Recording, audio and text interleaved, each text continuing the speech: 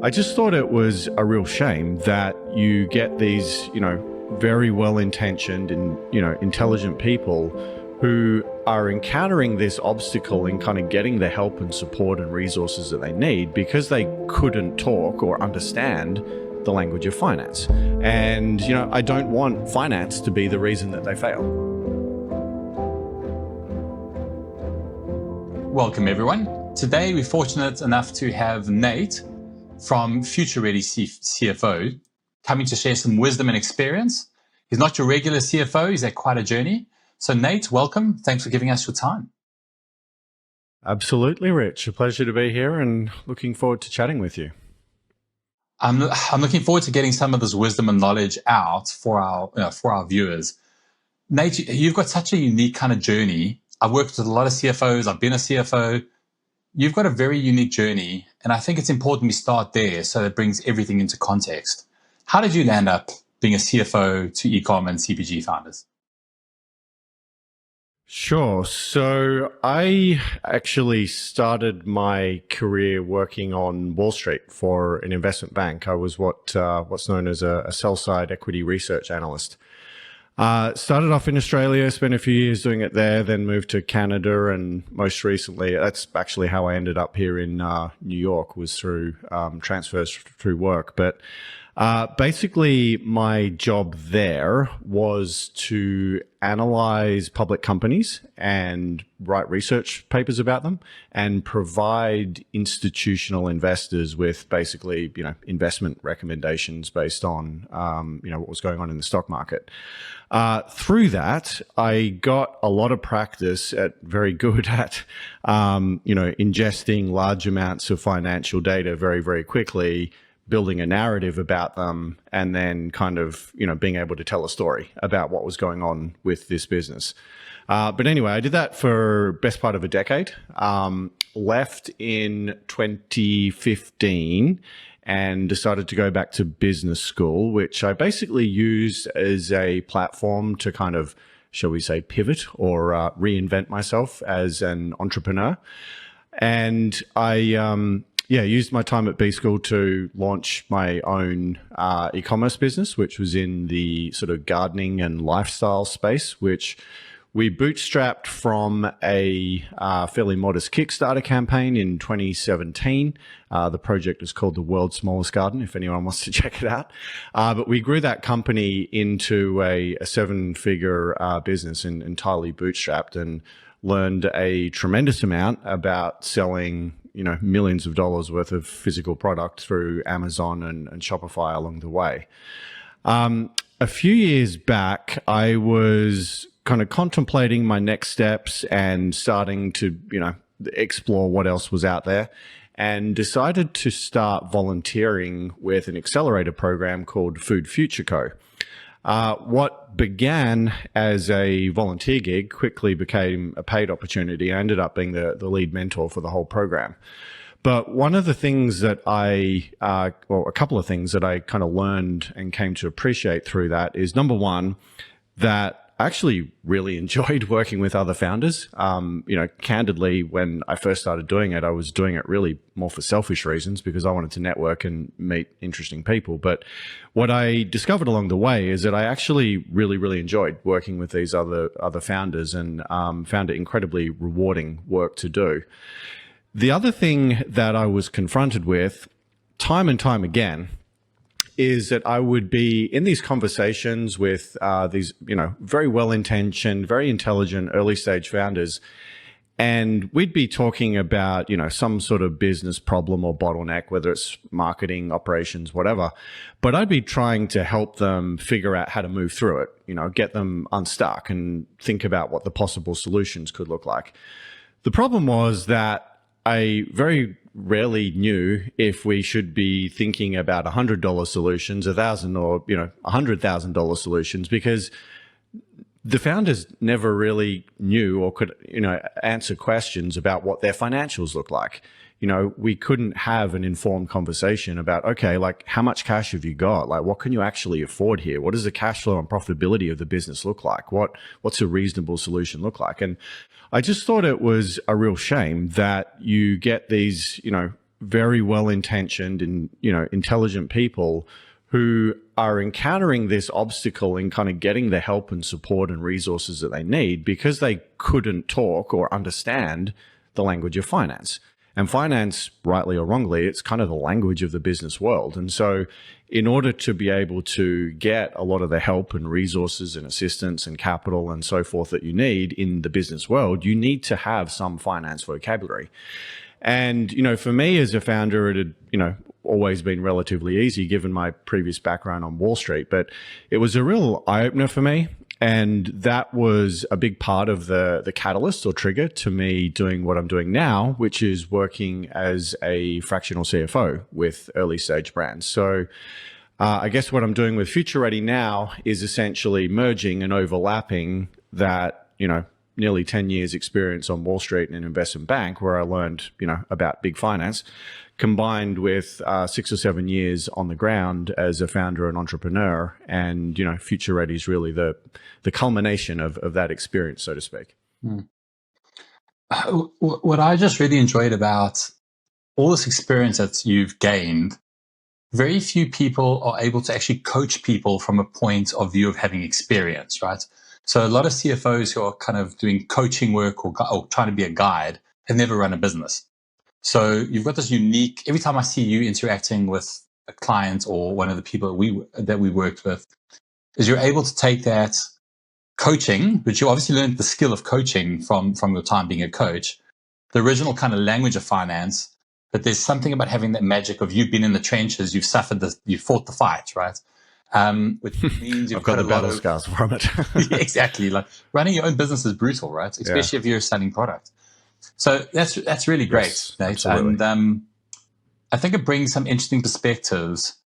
And the work you're doing as a CFO is not just about, cash flow forecasts, right? I think you're able to bring real business strategy in a very practical way for the guys. And that's why I was so excited to get you on today. So looking forward to getting stuck into some topics that are going to just really help drive profits and wise decision making for founders. And guys, listen up, because it's better to learn from someone else's mistakes than making the same mistakes yourself. Absolutely. And I've made a lot of them. Don't worry about that. So Nate, you're very different to other CFOs. I keep saying that. But one of the things is most CFOs are numbers, numbers, numbers. You've got a higher level of obsession with time management. Why is that? Yeah, good question. So I guess to preface the answer here, I should clarify that most of the folks that I deal with are on the earlier stage. So I've had one client who's doing 6 figures. Most of the people that I deal with are doing, 7 figures. And occasionally I work with, 8-figure brands. A common theme with all of these people is that they're either completely bootstrapped or, at very best, they have a very limited and small amount of cash or capital that they're playing with. So they're kind of operating in a fairly capital constrained world. Now, most people think that the CFO's job is just to, worry about and focus on money, right? They're the guys that talk to you about dollars and cents. But the reality of the world that most of my, people live in is that they don't have a huge amount of money to be investing and playing with. And as the old saying goes, Rich, I'm sure you've heard this before, time equals money. And so if you don't have a lot of money to be investing and playing with, then really the primary asset or resource that we're investing here is time, right?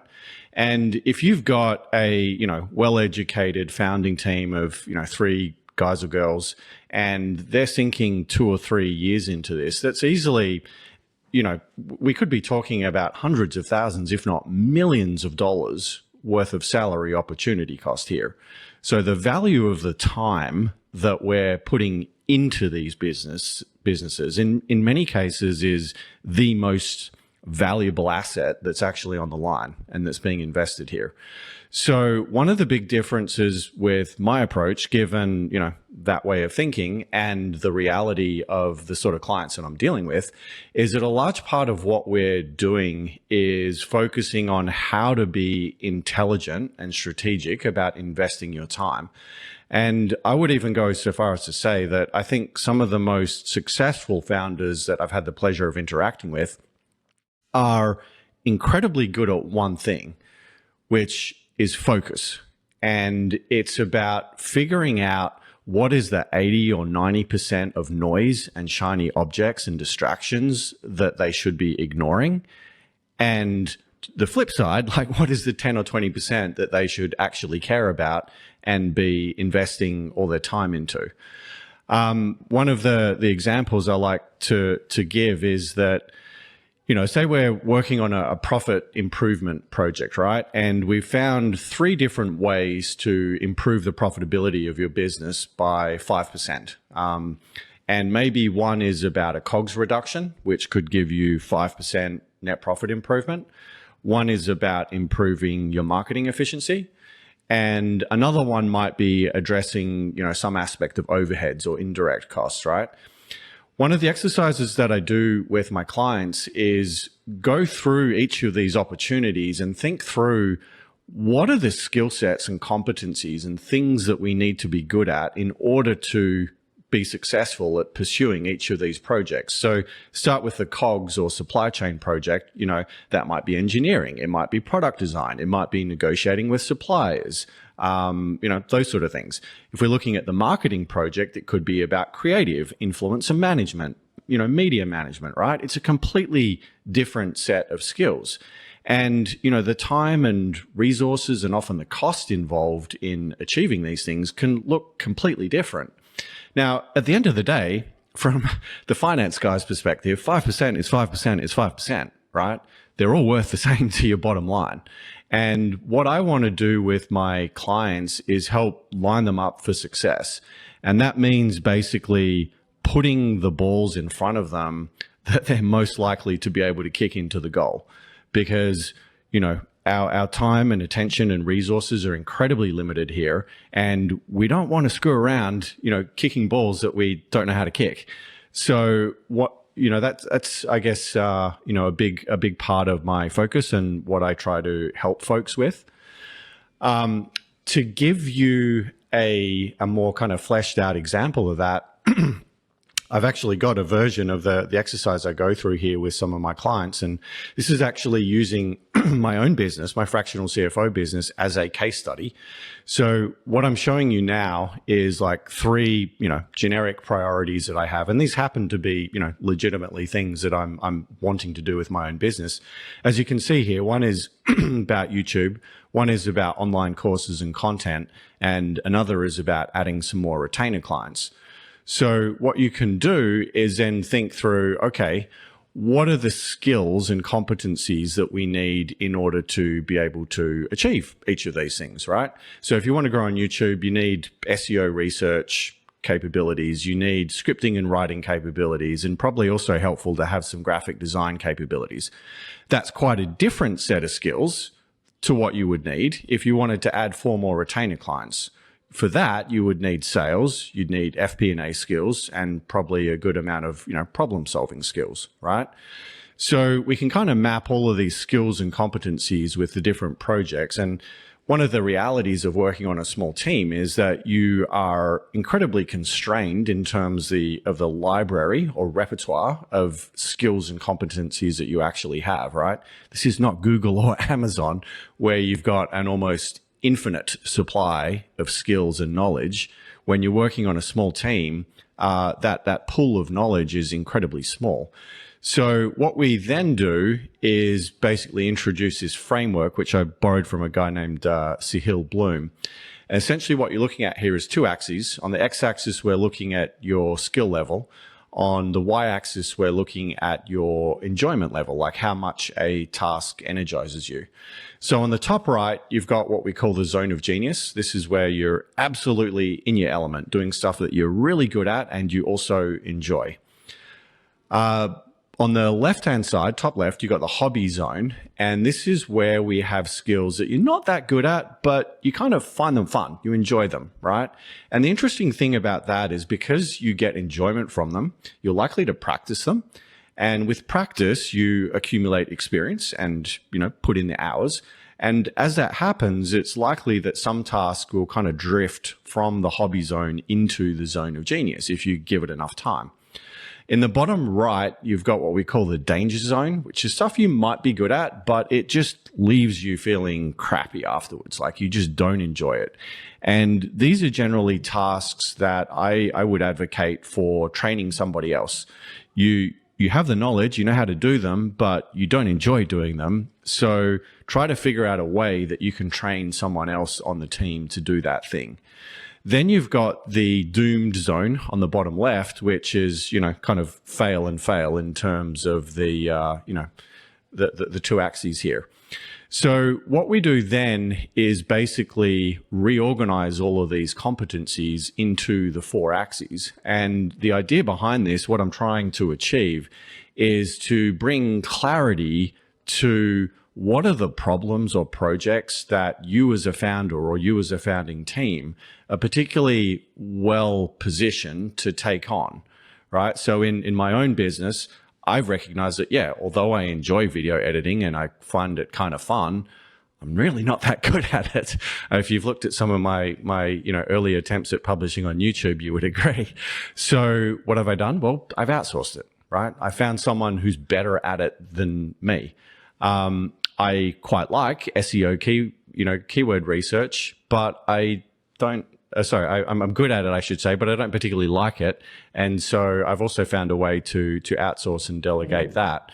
Sales is obviously a key problem for me here, and something I'm working on from a number of different fronts and figuring out how to solve that sales problem, because it's very clearly in a quadrant for me personally that I don't claim to have a huge amount of skill in, and it certainly doesn't energize me, but it's a clear and important input to some of the priorities that I have. So, I'm thinking very strategically about how I, tackle that input and meet that need. So, that's part of the process I go through. And like I said, a big part of it is helping founders think through what is the noise, what is the stuff that we can ignore, and how do we, not fall in the trap of trying to mimic and copy everyone else's strategy and everyone else's approach to growth? Because what we really need to find is what is a formula for growth that you are uniquely positioned to succeed at. You as a founder have, a unique chance of, excelling at. So that's, a big part of what I do. I find this so valuable for myself as well, my business. We've spoken about this a few times, and what this approach does is it's taking for a founder the real cost of their time, not just money prioritization. So they're thinking about their time in terms of return on investment. And what it does, it also gives them a framework to say, like, listen, I need to employ, like, this is a wise decision to employ someone else here, right? Because they fit in that quadrant. Most founders that I've worked with are just scrambling, trying to do everything. They get to nothing, and then therefore they don't grow their business. Or there's a second bucket of founders that are just, especially in e-commerce, that are just incredible at marketing. Like they know how to do Facebook and Google ads better than anyone else. They used to have an agency and now they're just selling their product. And then the rest of their business is in the shambles because they kind of ignore the rest, right? The rest still needs to be done. But whether you're getting someone else, training another person, or hiring an expert, well, you've got to make the decision based not just on money, but on your time as well, right? So I really like that. It gives a nice structure. I encourage founders to, I know you've got a course up on this as well. That's going to be really useful. In terms of the founder that really gets the most from this, what kind of mindset does a founder who's going to work with this model, what type of founder mindsets will do really well, and if they adopt this? Or what type of founders have you worked with where you try and talk to this framework, but it doesn't work for whatever reason? Is it possible to kind of break down the founder characteristics? It certainly is. I've definitely got some founder archetypes that I think about. In terms of how they respond to this framework, I'm not sure I have a great answer to that because, I mean, candidly, pretty much everyone I've shown this to has really appreciated it. But with respect to the founder archetypes that I encounter, number one would be the kind of artistic designer, creative type, right? They've usually got great packaging, cool brand identity, nice website, so forth. And they're, very invested in the product, and they've done a really good job of kind of execution on the product. What I have found with a lot of these people is that they tend to have a little bit of an allergy when it comes to finance and numbers. And their approach will be, listen, I don't understand this stuff. I don't really want to understand it. Just make this problem go away for me. To be totally honest, they're not a great fit for me because I find it very difficult to engage and retain those people and kind of keep their attention. And I don't offer like a done for you, finance accounting solution, right? Like it's just not what I do. The next archetype is a little bit like what you were just mentioning, which is the, paid media, PPC, meta guru. And there's a group of founders who understand, the digital customer acquisition game very, very well. And, they might be from an agency background and, they know how to run and maintain an ad account. And these folks tend to be very articulate in the math and terminology around, CACs and LTVs and lifetime gross profit and first order profitability. They understand all that stuff. And as long as those metrics are healthy, in other words, they are continuing to make money on every new customer they acquire, they tend to be content with just having a bookkeeper or accountant follow them around and basically clean up their mess. It's like, I know how to operate the engine to this machine. I'm going to create a freaking mess in my trail, but I'll hire someone like you to, clean it up for me afterwards. And for these people, it's often, pretty clear what they're going, where they're going to source their next dollar from. They're going to source it from sales. And when they get an incremental dollar, it's also very clear what they're going to do with it, which is they're going to reinvest it in either ads or inventory. And so they really don't have a huge number of financial decisions to grapple with. And candidly, I don't know that I add a huge amount of value for these people either. But the sort of people or sort of founders where I do spend most of my time with and, looking at my current client base, it's, they're basically all in this category, is people who have been around the block once or twice. This is not their first job, which means they tend to be, in their mid to later 30s or 40s, less of the 20-year-olds.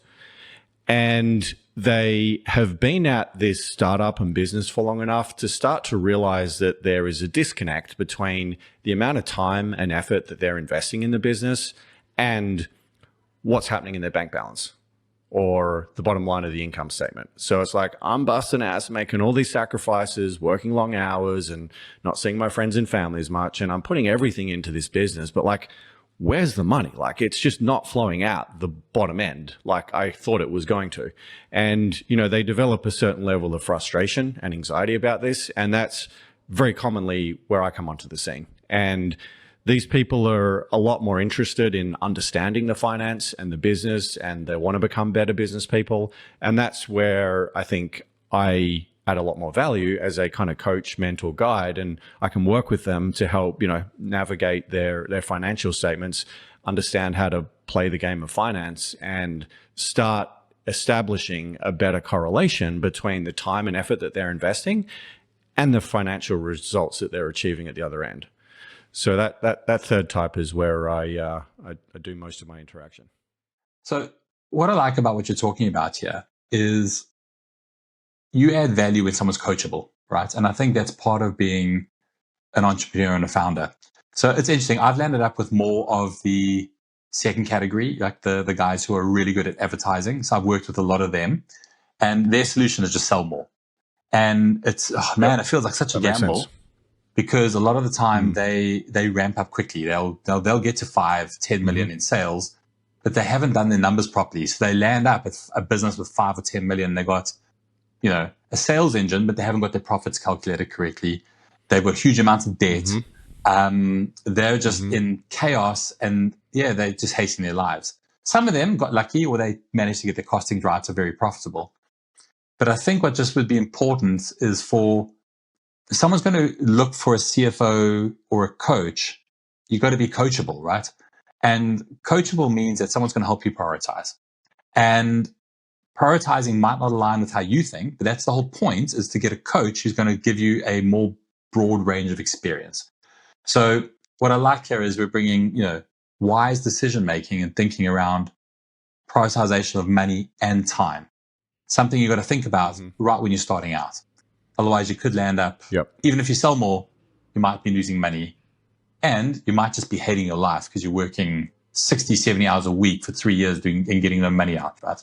We've both seen that quite a few times. I think I've been that guy a couple of times, to be honest. So, Nate, let's just jump into a little bit of a discussion that causes confusion, in my experience, when talking to founders, is the difference between accounting, or in some terms, bookkeeping, right, versus finance. And, I always think about this in very oversimplified terms. And, accounting being everything historical, making sure it's represented based on what has happened. And a lot of the CFO services are all about making better decisions about the future. So it involves forecasts, etc. Right? Yeah, there's this area between where you've got to analyze the past to use it in the future.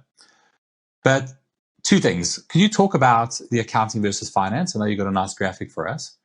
And then also just what are some of the common issues that you find talking to founders in their financials and how it affects their business and decision making? Yeah, absolutely. So, I mean, you've already touched on it, of course, Rich, but just for the sake of clarity, the way I think about the differentiation between the two functions is that the bookkeeping and accounting function, and I realize that they're not the same thing, but I'm going to talk about them collectively here, is about what I call descriptive analytics, which is essentially explaining and categorizing things that happened in the past. So the core function of a bookkeeping and accounting team is to answer the question, what happened? And it's very important to be able to know what happened in the past, because that teaches you about your business and, did the experiment you run or the new sales channel that you launched or the new product that you just brought to market, is it having an impact? So we can look back at historical financials and see what happened to try to understand the relationship between the levers that we're pulling in the business and how they're driving the financial performance of the companies. Now, I need for there to be a competent bookkeeping and accounting team on staff in order to be able to do my job. Because where I start off is looking at what happened, but then helping founders address the question, which I call diagnostic analytics here, which is why did it happen? We just improved the cash conversion cycle, or, the margins just went down by a few percent. So we need to understand, why did it happen? What is the relationship between what you were doing day to day, week to week, month to month in your business and the financial performance that we achieved? From there, the next tier up would be what we call predictive analytics. So this is basically, forecasting and projecting into the future. And this is where we address the question of what could happen next. And we can do scenarios. We can look at what would happen if we increased the ad budget, or we reduced our COGS, or we hired a new person.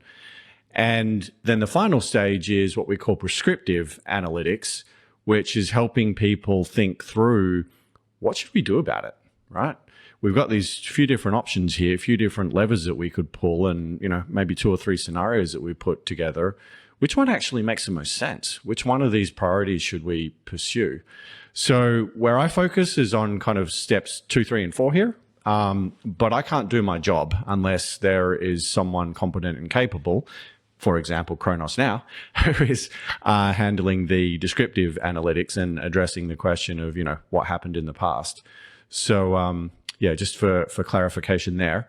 But in terms of some of the common issues and problems that I run into when I look at a brand's accounts or a company's accounts and look at their recollections and records of what happened in the past, there's a few common themes that I see pretty regularly, 3 or 4, which I'll go into. But before I give you that list, I just wanted to talk a little bit about the context here and kind of set the stage and point out that a very common theme or dynamic that I run into is founders who are operating in what I call a context vacuum. And this context vacuum arises because they're very commonly first-time founders. This is the first and only business that they've ever run. And so they do not lack their own personal historical context. And they also don't really have a great understanding or handle on what the peers and the rest of the industry are doing.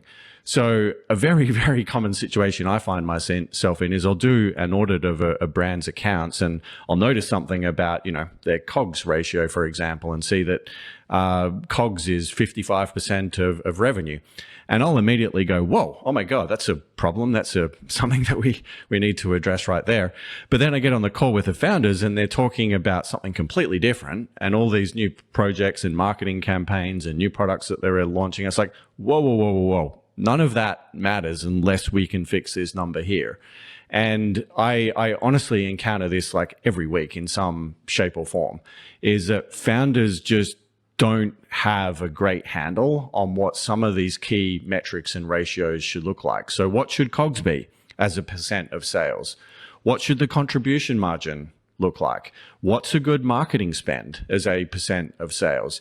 How much should, how many people should you have on staff if you've got a $1, $5, or $10 million business? And what does that translate to in terms of indirects and overheads as a percent of sales, right? If you're not looking at comparables and you don't understand, the financial composition of these businesses, and it's very difficult for a founder to really get that context and understand exactly where the problems are within their own business.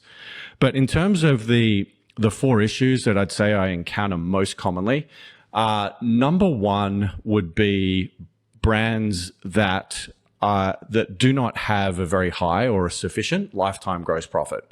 So in addition to accessing a brand's, QBO or their Finaloop account, I'll usually also ask for access to their Shopify account as well. And one of the reports I always go to is the customer cohort analysis. So what I want to see is what is the lifetime value of each customer relationship. I want to combine that with the gross margin to understand what is the lifetime gross profit for the business. And a situation or issue I run into very frequently is that there's not enough lifetime gross profit to warrant the cost of acquiring customers in that industry, which means that you're going to perpetually have a very, very financially challenged customer acquisition machine. Not to say that you can't get a business to work with other customer acquisition methods, but if you want to achieve scale and you want to do it quickly, you need to be able to drive paid traffic. And I encounter a lot of brands that just don't have that math right. And we need to spend time kind of digging into that CAC to lifetime gross profit math and understanding what's wrong. The next big issue I would say is, I guess, I could generalize it as a follow-on from my previous point, which is that they just lack controls and budgeting and understanding how much should they be spending on different things. They don't understand that a 55% COGS to sales ratio is too high, or they are oblivious to the fact that they shouldn't have a team of 10 people when they're only doing $1 million a year in sales. There's too much overheads there, and you're never going to get a profitable business if that's what you're doing. So I think, a big part of what I do is help founders understand that, financial context. Another big area where I often uncover problems is in the cash conversion cycle, most commonly in excess inventory balances. So businesses that have poor practices when it comes to reordering inventory, or, not properly managing the life cycle of products and getting stuff off the balance sheet or off the factory floor when they need to. A lot of earlier stage founders, they develop this very emotional connection to their products. It's like, this is my baby. I brought this thing into the world and I need to have 10,000 of them sitting on the floor in case someone suddenly comes in and wants to buy them. But, I mean, I've incurred, in the last year or so, I've encountered founders and businesses that have had, well over a year worth of inventory sitting on their balance sheet. And that's inventory that they're paying rent for, right? They're leasing space in a warehouse. Most, 3PLs will charge you per pallet per month. So you're paying for all that pallet storage. The inventory is aging and potentially becoming obsolete. You might even have expiry date issues. And it also means that you've got to finance all that stuff, right? There's hundreds and thousands, sometimes millions of dollars worth of inventory sitting on these balance sheets that we have to pay for somehow. And then you get into the whole world of, MCA loans and, interest rates that can get as high as 60, 70, 80% APR. And it's like, okay, we're doing all this work. We're trying to build this business. We're trying to ship all of this product. But you know what? All of the economic rent that you're generating from that, AKA EBITDA, all of the EBITDA or operating profit that's coming out of the company, you're basically just giving it to the lender or the financier. And I encounter this, toxic and unproductive relationship between inventory, cash conversion cycle, and interest costs or borrowing costs all the time. And I guess that's my fourth point as well, which is, I think most founders have got a decent handle on their math and unit economics down to, the gross profit or even the contribution margin level. But surprisingly few really have a great handle on the interest carrying costs. So right the way down to the net profit line and looking at, okay, how much inventory do we have? How much debt is that driving? What is the annualized cost of all of that interest? And like I said, many, many times I encounter businesses that are just giving all of their EBITDA to the lenders. Sometimes I find businesses that are in this kind of unproductive debt cycle where they take out a little loan to make some inventory, they sell the product, they pay back the loan, but they've now actually got even less cash than they had when they started, but they want to sell more, so they take out a bigger loan. And that gets them the cash balance positive for a week or so, but then they produce more and sell more, and now they've got even less cash in the balance. And we get into this, really, really unhelpful cycle where we're basically just digging ourselves into a deeper and deeper hole because, we don't understand the cost of, cost of inventory and the financing cost. So they would be, in my opinion, the four biggest problems that I encounter when looking at the financials of, 7-figure ecom brands. I've seen all of those in so much detail.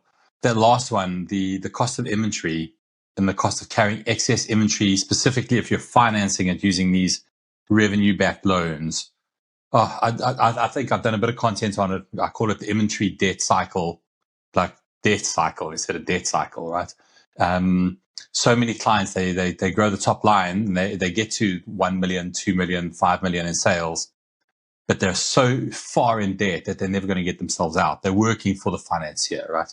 So I'm so glad you bring that up. It's not just the cost of the inventory that's sitting in an FBA warehouse that's charging you. You're losing out on that cash being put to work somewhere else. But even worse than that, you're paying someone 20, 30, 40% returns on that, which is bigger than your returns possibly on what you're making on the profit cycle, right? So yeah, but that is, if anyone watching this can take just that one lesson away, right? Don't ignore the cost of inventory and carrying excess inventory. I'm not sure if you've seen this, but the argument from a seller is always like, oh, the worst thing that can happen is stocking out. And I do understand the pain of, geez, there's sales but no inventory. But swinging so far the other way that you're giving all your profits, you're doing all this work, investing all this money in ad spend, and you're giving all that money to a financier, for me, that's even more heartbreaking, right? So I'm glad you bring that up. True. And I think to your point, yes, founders will give that response, but there's this really interesting bias there against known versus unknown problems, right? So if you stock out, it's going to be very obvious to you very quickly that you have a financial problem. I can't ship product. And you're probably immediately going to see the financial impact of that. And I think that kind of skews our bias towards that, fear of that outcome. But on the flip side, I would argue that there's actually worse consequences of doing the opposite and being overstocked. The problem is that the impact or the results of that are far more subtle and they go unnoticed. We talked about the interest costs already, but it's also the ability to be nimble and act quickly and iterate, right? And have a short feedback loop. If you're sitting on a year's worth of inventory and you get some feedback from a customer about your product and how it could be improved, guess what? You can't implement that change until you've sold through your inventory. It's going to be a year before you can actually action that feedback and send it live. So, there's a cost to that. And it's not going to slap you in the face in a single month like a stock out will. And so it's not going to be as obvious, but it's a real cost to your business, as are all of these, stock carrying costs and financing costs and so forth. So I think folks need to be just aware of that, bias that exists, the known consequences versus the subtle but unknown consequences, but which can actually be more severe. I 100% agree. I think you've defined that really well. So Nate, as much as this podcast is not about, my accounting business, I live in the world of accounting more than anything else, right? And I find it so hard to engage founders in real discussion around their numbers. What do you think drives that? Yeah, great question. So I'm going to answer that with a story. I was walking my dog in the park a couple of weeks ago, which I do every morning, and chatting with an elderly friend. This guy's in his mid 60s now. Anyway, we were catching up, and he was telling me that he'd recently been to the doctor and gotten a little bit of a health scare, something to do with his heart. And as a result of this news, he had started to think a bit differently about his diet. He was changing, what he eats, and also, trying to be a bit more active and working out more. And so he got this bad news, and he was able to modify and adjust his behavior as a result of that. Anyway, we chatting a little bit more about it, and he was also telling me that he has this friend from high school, so the same age as him, who hasn't been to a doctor for 20 years. And I said, whoa, that's crazy. Why is that? And he said, well, I don't think she wants to receive the bad news. She kind of has this approach of ignorance is bliss, and she doesn't want to hear the bad news from the doctor. And, she'd rather just be happy and do what she's doing. And I thought to myself, that makes so much sense. And it's also really interesting. And I think there's a really interesting analogy there for the relationship that founders have with their finances and numbers, right?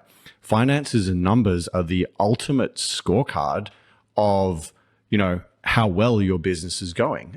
Is all of this hard work that you're putting in, is it actually succeeding in generating a profit? And I find that, founders often have this kind of complicated love-hate relationship with their numbers, in that they're sometimes a little intimidated by them. They find the process of confronting them a little bit, awkward and uncomfortable.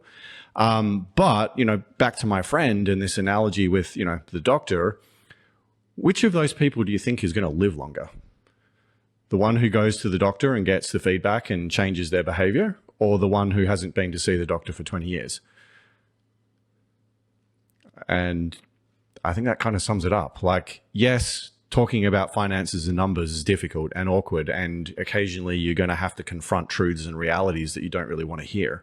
But if you want to build a successful business and have it be financially sustainable long term, then you need to go see the doctor, and you need to know what's wrong, and you need to get some help in changing your behavior so you can fix whatever the problem is.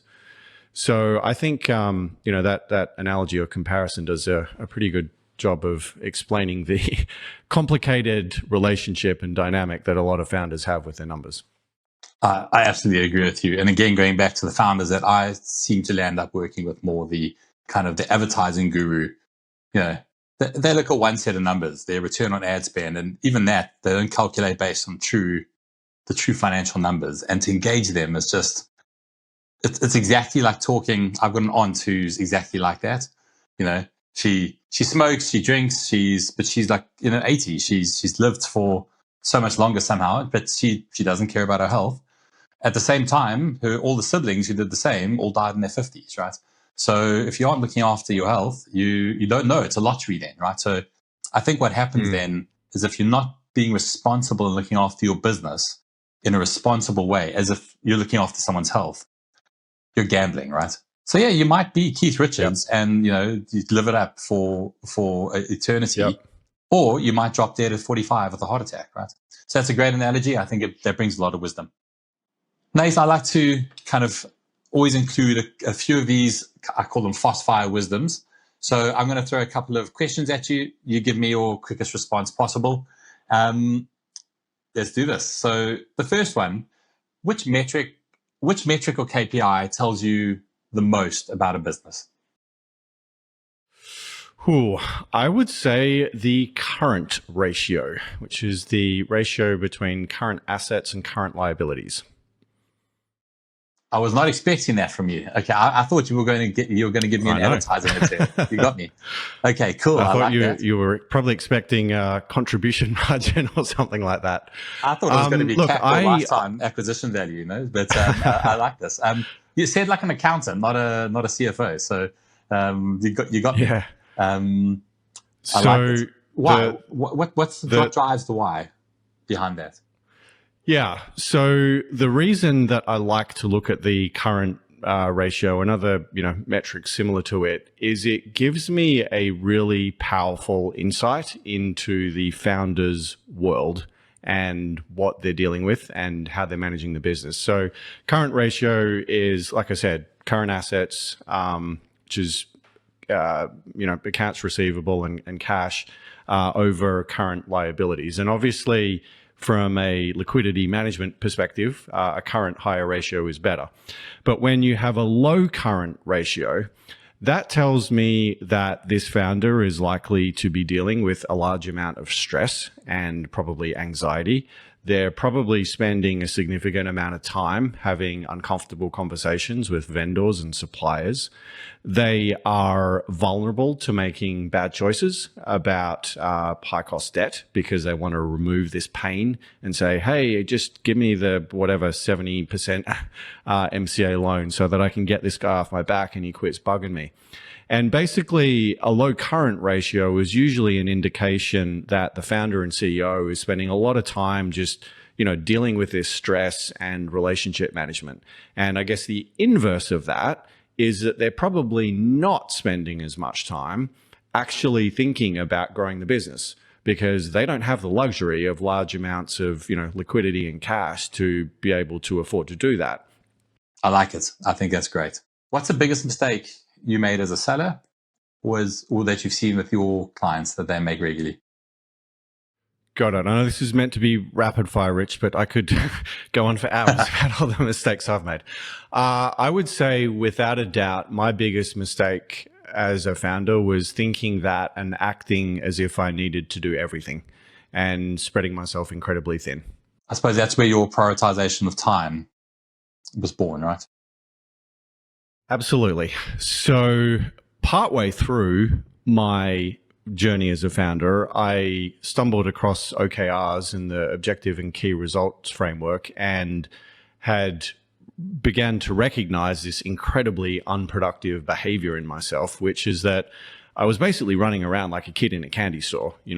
When you go to start a business or tell your friends and family that you're an entrepreneur and you're working on a startup, like everyone wants to help you, right? And they've all got some Instagram ad they saw or their cousin or their, dog sitter or whatever that you should talk to because they know something about it. And it's like, it just gets overwhelming with people throwing all of these shiny objects in your lap. And A lot of founders, myself included, like we really enjoy learning.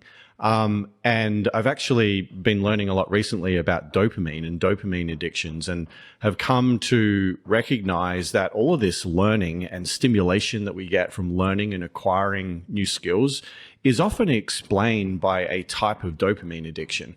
It gives us a buzz, it makes us feel good in the moment. And so, when things quieten down and you actually ask us to not pick up shiny objects and to actually just focus on one thing for a month at a time, it's a bit like a teenager. If you took their smartphone and their Instagram account off them, right, they'd suddenly be bored. And that's when I became absolutely religious about OKRs and focusing, and even, got as far as like tracking my time every single day. It takes a huge amount of discipline and self-awareness to make that change, right? For ecom sellers, what's your favorite sales channel? I would say whichever one best aligns with the strategy and needs of the business and the founder's unique strengths. And back in the day when you were the founder? So I guess one of the common decisions that founders need to make, and a lot of people in our networks will be thinking about, is obviously Shopify versus Amazon. Which one should you be on, and which order should you be on, and how should you tackle each? So an example of one way that you might find yourself thinking about this is to say, okay, if I'm going to build a Shopify-centric brand, then I need to be good at branding. I need to be good at storytelling. I need to be good at creative. I need to be good at PPC management and a whole lot of, relatively creative and design-centric things. Am I really going to win the game where I'm competing against these other guys who have these like freaking awesome Instagram accounts and are doing these cool ads? No, probably not, because I'm not very good at that. So I said, you know what, let me get critical velocity through my business with Amazon. That's then going to allow me to have much more influential and different conversations with my suppliers, because instead of talking about 1,000 unit production orders, I was going in and having conversations about 10, 20, 30 or 50,000 units at a time, because Amazon had helped me get the volume. I was now in a better negotiating position with my suppliers. And then we could, think about and figure out how to tackle Shopify or the D2C channel. Figure out a strategy that is aligned with, what you're uniquely good at. And I think you'll not only enjoy your job and work a lot more, but you'll be much more motivated to, excel at it and get good at it. And eventually, the business success will flow. I like it. I've got a very similar kind of thought process when I deal with founders. Up until they're doing 10 or 20 million, like stick to the sales channel that you're good at, scale that using the skills you got, because it gives you energy to be successful at something, and then diversify later. So we're very aligned on that. I'm on a lot of communities. I talk to a lot of guys, and you seem to have two types of people when let's call it in the startup space, and they may be more CPG than just online retail. But guys are either running around spending all their time getting seed investments and capital from other people, or guys are running around doing business and bootstrapping and saving every cent. What do you think, if you were forced to be back into being a founder tomorrow, are you a bootstrapper or a get an investor kind of guy? That's a really interesting question. If I were to have my time again, I think I would have raised money and done so earlier on. Mainly because I have developed an appreciation for, how to put it, the speed at which you can operate when you have more resources, right? When you're bootstrapping, things just take longer, right? You're always figuring out how to hack stuff, how to do a cheapo version, how to, hire or rent or borrow or beg or whatever you need to do. Like, you're always looking for the cheapest version of what you can get because it's all you can afford. And as a result of that, your progress tends to be a lot slower because there's a lot more learning going on.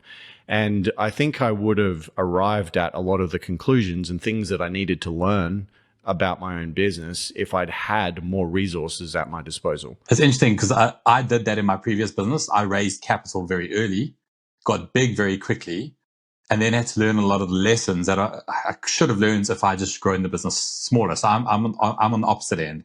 I'm like bootstrap because you learn better. And it's so interesting. Everyone I ask this question to, it's kind of they're the opposite of what they did before, right? So if they bootstrap before, they want to raise capital next time because that looks like the better way to go. If they raise capital, it's like, oh, never doing that again. I'm bootstrapping the whole way. So it's fascinating to hear, it's so fascinating. Grass is always greener on the other side, as they say. I guess one thing I would say that I'm grateful for having bootstrapped is it has taught me a brand or style of entrepreneurship that's very lean and scrappy. So, I never had hundreds of thousands or even millions of dollars in the bank. So I always had to figure out ways to distill an idea, figure out what were the critical, assumptions or hypotheses in a product or a strategy or whatever, and how to kind of test them as quickly and cheaply as I could. Yeah, I think you learn more in the bootstrapping way. The reality is most entrepreneurs are going to have a few attempts at running their own business. Very few of us get the first one right.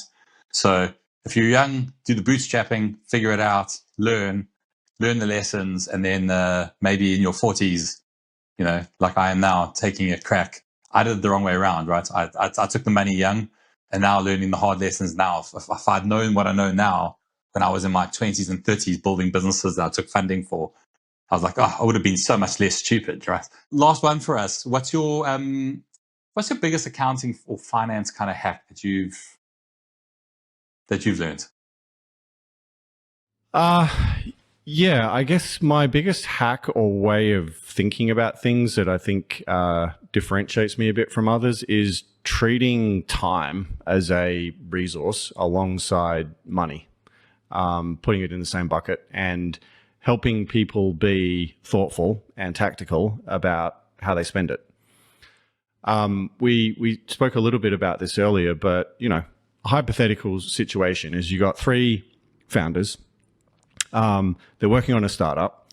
If you're an entrepreneur, you're probably, somewhat educated, you're intelligent, you're an ambitious person, and you could probably, in, a lot of parts, at least in the Western world, very comfortably get, or at least be on a path to a 6-figure job. So maybe you're, a few years in, you're making 150, 200 grand. I don't know. But if you have, 3 of them, that could easily be $500,000 a year of salary opportunity cost that we are investing into this business. And you do that for 2 or 3 years, you can very quickly accumulate, over $1 million of salary opportunity cost here.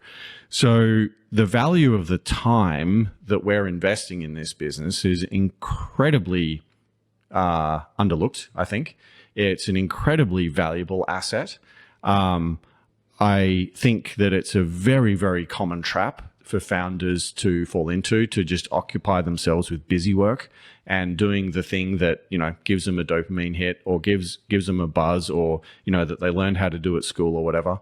But it's often not the same thing that the business actually needs to do in order to be successful. And, going back to what we were talking about earlier, a huge part of what I think makes a successful founder is figuring out what is the 80 and 90% of stuff that you can ignore, what is the minority that you should focus on.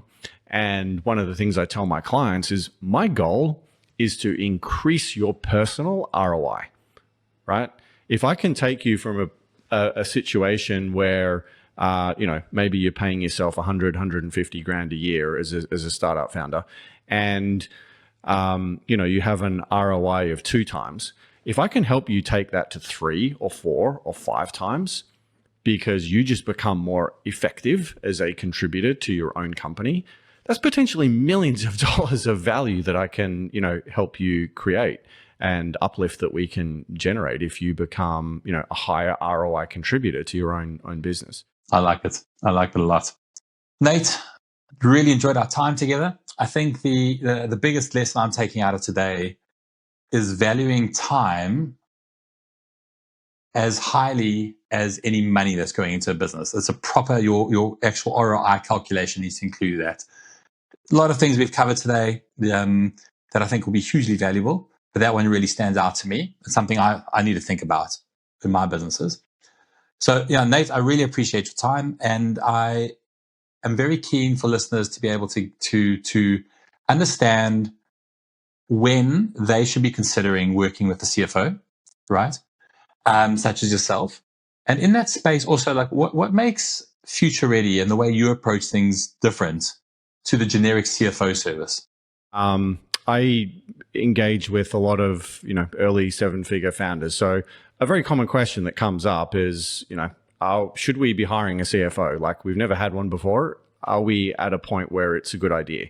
So I have, I guess, a 5-step framework or 5 questions that I encourage people to think about to help them arrive at that decision.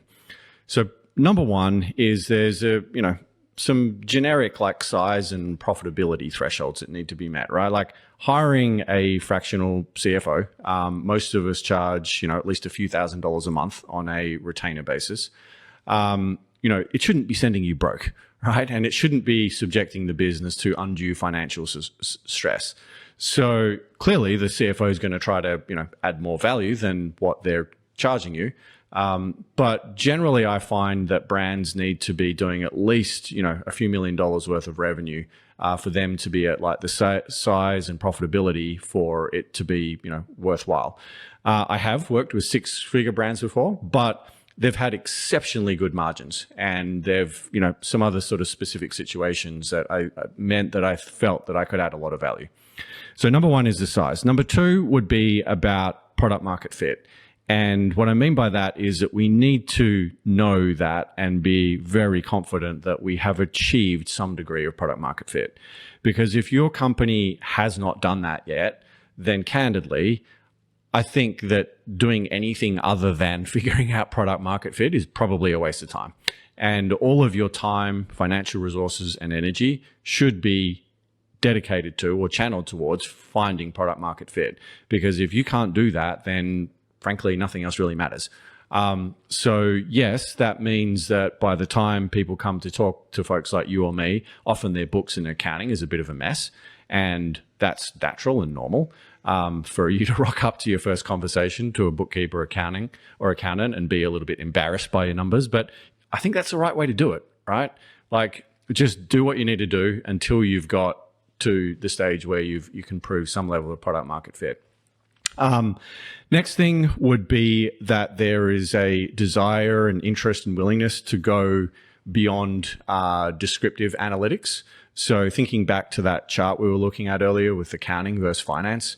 So, you have some sort of curiosity and you're interested in having conversation about what to do with all of these numbers. And I don't just want to know what happened in the past, but I want to start thinking about the scenarios that could play out in the future. So you need to be ready and willing to have those sort of conversations. The fourth part of the framework would be about the complexity of the business in terms of the number of capital sourcing and capital allocation decisions that the founder has. So capital sourcing, which basically means where can a business get money from, would be sales. It could be accounts receivable, accounts payable. It could be inventory, could be an equity investor, could be a debt investor. They're all sources of capital. And then the uses of capital could be advertising, could be people, could be inventory, could be new product launches or opening up new sales channels, right? They're all things that you can use capital for. So I find that people get the most value out of a CFO when there's a decent number of options or choices on both of those axes. When you have complicated decisions to make about where capital comes from, and you've got a large number of decisions to make about what to do with that capital, that's when a CFO, I think, can add a lot more value. I know that we've worked with a client before who's had, a fairly simple business model with I think you know who I'm talking about, Rich, but they have a very simple catalog, fairly simple in terms of what they're doing. It was obvious to this founder, like where he was going to get his marginal cash from and, what he was going to do to it. And frankly, I didn't really feel like I could add a huge amount of value to this guy. And, we never ended up having a continued engagement there. The fifth part of that framework is about the zone of genius stuff that we talked about earlier. So, if founders are wanting to understand how to get smarter at spending and allocating their time, and they need help removing themselves from the busy work and figuring out how to be more strategic about how they allocate and invest their time and energy. That's also an area where I think a CFO can add a lot of value. I think it's a really good framework because so many founders are rushing to get a CFO because it's a term they've heard, right? They think they get to a certain size and now I need a CFO. A lot of the time, the CFOs are actually just giving tax advice. That's the quarterly CFO meeting is not doing what you're doing. So I think if a CFO, first of all, is not adding a positive return on investment, realistically, you're wasting your time and money. And I think this framework ensures that people who work with you are getting a positive ROI, right? What makes your approach and Future Ready's approach different to the generic CFO that people might have experienced? Basically, what I am trying to tackle with my business and my business model is going into a part of the startup market that most fractional CFOs will not touch. So like I said before, fractional CFOs tend to cost, at least a few $1,000s a month. That means that usually brands who are, somewhat into the seven figures are able to afford them. But there's this huge universe of earlier stage brands who desperately need help with this sort of stuff, but they just cannot afford it. So one of the things that I am working on doing is basically building the tools and resources and, financial support that these folks need at a much, much lower price point than what most other CFOs will be able to do. So what that looks like is a whole lot of free content. If anyone's interested, I am most active on LinkedIn and YouTube. Then I've got some very affordable courses. First one was out a couple of weeks ago. I've got a bunch more in the pipeline. And this will just kind of give you some basic financial literacy. Some of the new courses I'm going to be working on are, showing you how to build a cash flow forecast model, for example, and giving you the template and tools and, instructions to be able to do this stuff. So, very, very affordable ways to access financial support. My tribe, my community is the founders who are bold enough to recognize that something about the status quo is broken, and they're brave enough to have a go at fixing it. And my personal mission statement here is to empower these people and to ensure that less of them fail because they don't understand, the language of finance.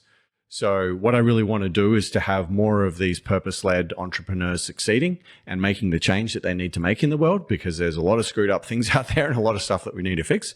And, I don't want finance to be the reason that they fail.